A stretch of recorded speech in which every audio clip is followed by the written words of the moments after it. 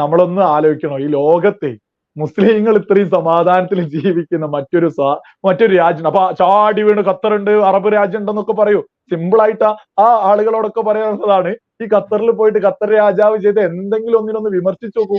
അപ്പൊ അറിയാം ആ രാജ്യത്തെ സ്വാതന്ത്ര്യം, ഈ അറബ് രാജ്യങ്ങളുടെ സ്വാതന്ത്ര്യമൊക്കെ. അതേസമയം രാജ്യത്തിന്റെ പ്രധാനമന്ത്രി നരേന്ദ്രമോദിനെ എത്ര വേണമെങ്കിലും വിമർശിക്കുക, എന്തും ചെയ്യുക, ഏത് രീതിയിൽ മുന്നോട്ട് പോകുന്ന മുസ്ലിങ്ങൾ വളരെ വലിയ സമാധാനത്തിൽ ജീവിക്കുന്ന ലോകത്തെ പ്രധാനപ്പെട്ട ഒരു രാജ്യം എന്ന് പറയുന്നത് ഭാരതല്ലേ. ഇവിടെ കിടന്നിട്ട് എന്ത് ഇരവാദ, ആ ഇരവാദം ഉന്നയിക്കുന്നവർക്കൊക്കെ മറ്റ് ലക്ഷ്യങ്ങൾ ഉണ്ട് എന്നുള്ളത് ബോധമുള്ള ആളുകൾക്കൊക്കെ അറിയാം. നമ്മൾ ഇപ്പൊ പറയുന്ന അയൽ രാജ്യത്ത് പാകിസ്ഥാനിൽ പോയിട്ടൊന്ന് നിസ്കരിക്കാൻ പറ്റുമോ? ബോംബ് പൊട്ടൂലേ? ഏത് സ്ഥലത്ത് പൊട്ടൂല അറിയാത്തുള്ളു.